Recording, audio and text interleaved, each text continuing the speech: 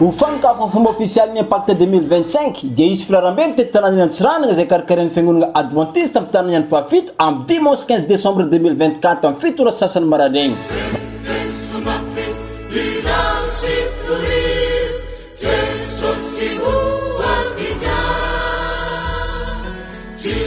Manomboka amin'ny l'église Tanambao centre mifaragna ary amin'ny lapan'ny tanàna.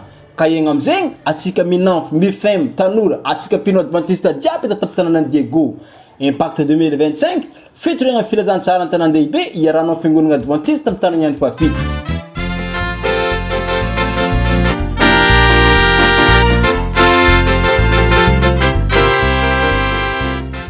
Dimanche 15 décembre 2024 carnaval maventy mitety tanànan'i Diego ho fankafo amin'ny fomba officiel ny Impact. Ke loantsika jiaby iara entigna amita ny asan'ny tombotsika.